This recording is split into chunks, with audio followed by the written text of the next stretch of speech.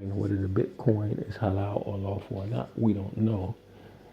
But at least I got to speak to him, and he didn't respond to my emails. He said, "I think I remember," but that's why my caginess and paranoia, if it is paranoia or a sort of a grade towards schizophrenia, it's due to what I went through in Singapore. Trying to chase this ghost after a ghost like the ghost of Christmas past, the ghost of long past, still feeling that there's something hanging over me. But the scariest thing so I can resolve my past is retouching again what happened in Asia and what happened in Singapore, and I don't want to do it. Um, I don't want to do it. How can I say? I don't want to do it on my own, and then I trip up or mess up the re-engagement of the contact. So what he told me, he said, you don't need a bunch of money to. He said you don't need a lot of money to what you call it. You don't need, and he's in the office now. So what I got to do is go back outside, go to the place, go to where the Wi-Fi is again, go back outside and send him an email from the phone, and then walk back in, come back in again. I got to do that all over again. See, this is why I'm trying to espouse not to be against governments. I believe government should have access to data. Yeah, I really believe that. But I believe there should be a third party arbiter in between that is respected by the government, but not necessarily in their corner. And that's respected by the left or the other sides that are in opposition to the government, but also that's not in their corner. But that is core stance for civil liberties. I really believe that there should be a third party arbiter, and that third party arbiter should surveil the surveillance activities. I really believe that, but I think the government should have access. Director Comey and these guys should have access to data. I think it's very important. Yeah, I think it's very important. So this is ghosts of Christmas past, of horror past, like the Singapore thing. I don't know where it's coming from now.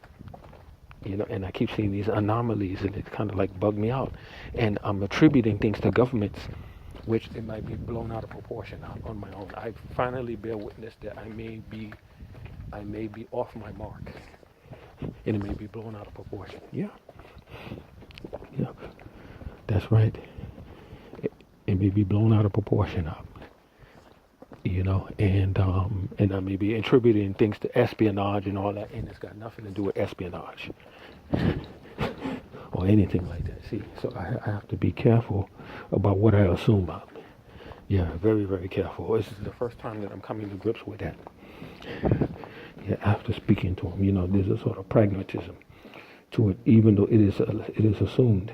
I got to come back here and stand next to here. It is assumed that that Bitcoin is haram in Islam. It's haram. It's haram because it's a fiat currency, digital. It's not actual gold and silver. It's haram. But right now I'm in a situation I have no money. I have no money, and when people do have money, they don't really have it. They don't really want to hear somebody crying about themselves. He said, heck, you can buy a domain for $30, Adam. Or $15. The problem is, it's not that I don't want to be transparent. Let me go to Tutanota. I don't want my name to be on with the domain. Yeah, I don't want my identity. I want it to be a company. I really want it. Yeah, especially a voice over IP company.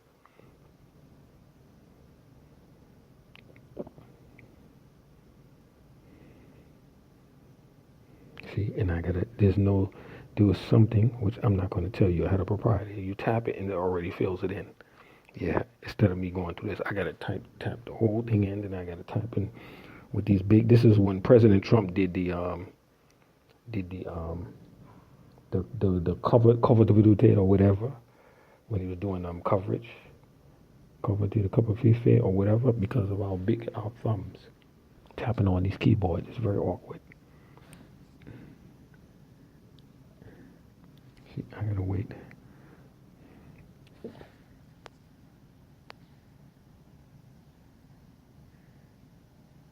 So I'm trying to get in now. This is from a well noted attorney in the U.S.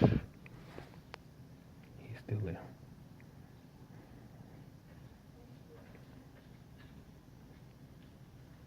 So let me see something. So let me do a compose.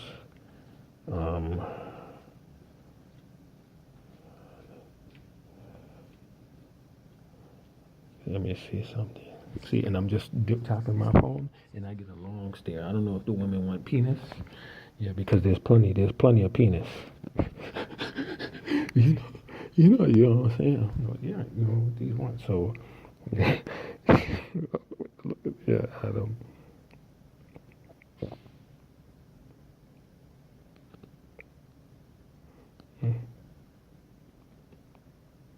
And I'm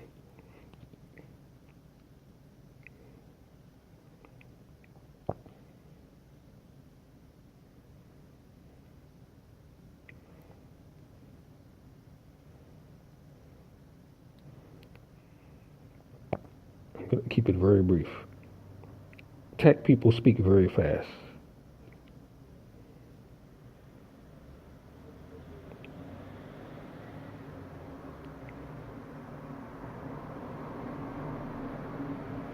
So I'm gonna do if you allow.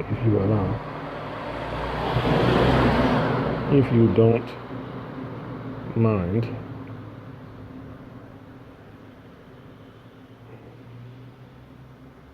I have Signal,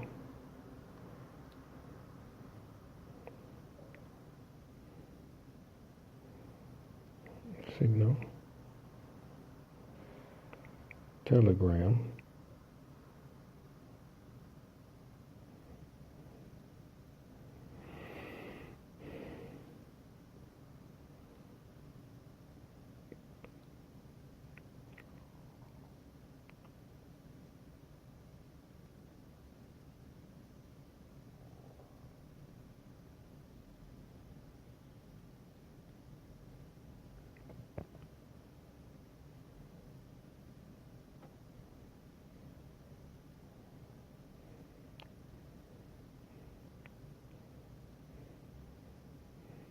three five four C 8581817.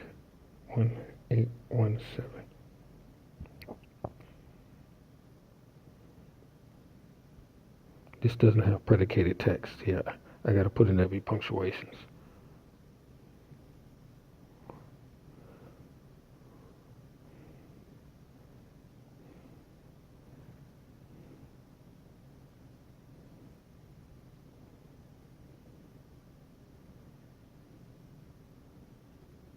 See, Mondays on your affiliate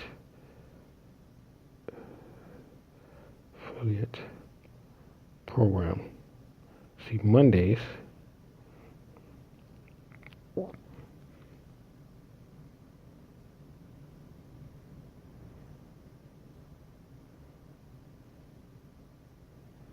let me see something.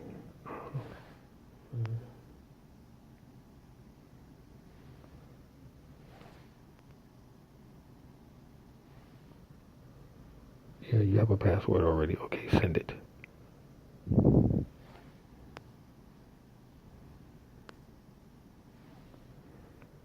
And log out. So the thing is, Mondays usually are bad for me, but they work out. See everything. See, I'm talking on the phone. Look at that. The Chinese woman looking out everything.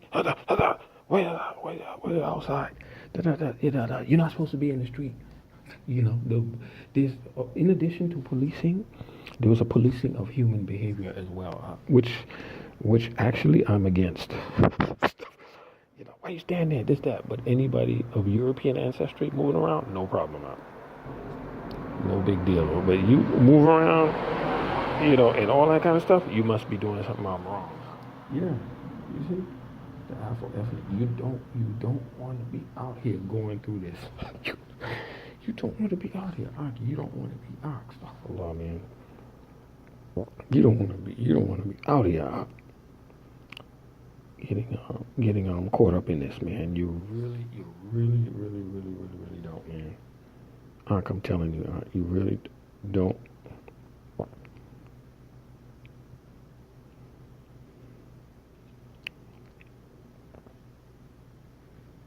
So now I have these YouTube.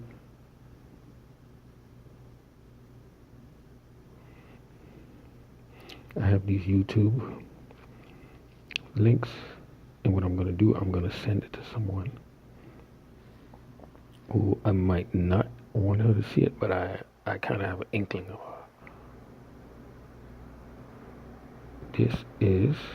I'm gonna say this is who. See, I am.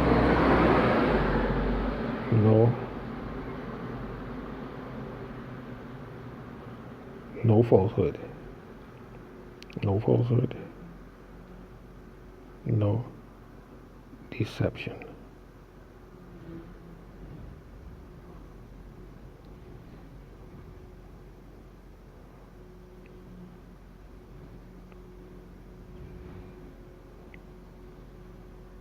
See, this keyboard stuff you see me doing, I hate it. Yeah, I hate texting, man. Text messaging, yeah. Text messaging is something that really drives me nuts. Yeah, it really does. It really drives me nuts. Text messaging. So that's it. That's pretty much it. And it's a done deal for me, man. Wow, man. Shit, man. See, you don't want to be subject. I'm not saying that the access to data should be paid for, but there's a guy named Danny Shader. He's in Silicon Valley. His name is Danny Shader. He created Pay Near Me, but before that, the iteration of Pay Near Me, it was something else before. I forget what it was, and it was meant to provide microloans for things like phone bills, data, and other things for people. And it was meant to do that, And my father did that for 40 years. This work that you see behind me, that garbage truck, 39 years actually. 39 years he did that up. 39 years, when it was much harder. So people having access to data, you'll be able to pay for it. You'll be able to get a loan. And the loan would last only like 10 days with Danny Shader's concept, like 5, 10 days, 15 days. A loan for very small amounts, but you got paid off quick within 10 days or within 7 days so that you have data. I think you make a lot of money out of it.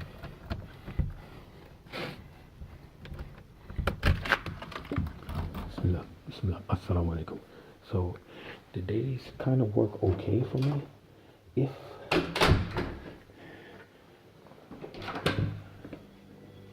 I get up, if I do my prayers on time, my worship on time, and I get right on it. Whatever I get right on early in the morning,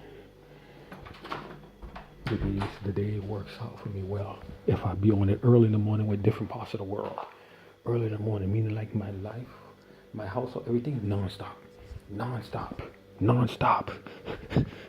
everything non-stop, moving non-stop, then I can get something done. But if I'm sleeping and laying around till 9 o'clock, 10 o'clock in the morning, something like that at the time, and not dealing internationally, I don't get nothing done now. Nothing happens for me, man. Just waiting on local stuff, being local doesn't work for me, huh? No, it's something about me, I have to be international. Transnational, but in a benign, in a good way. Not in a bad way. No, I gotta be international. in a good way. See, you can hear.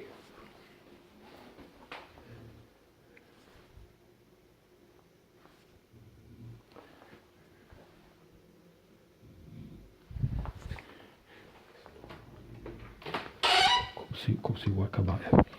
He's snoring away. It's Misha. Misha is actually Russian too. Snoring away, man. So I have a problem with my urine, which is why I prefer the squat. I like the squat toilet, but I'm not in squat toilet country.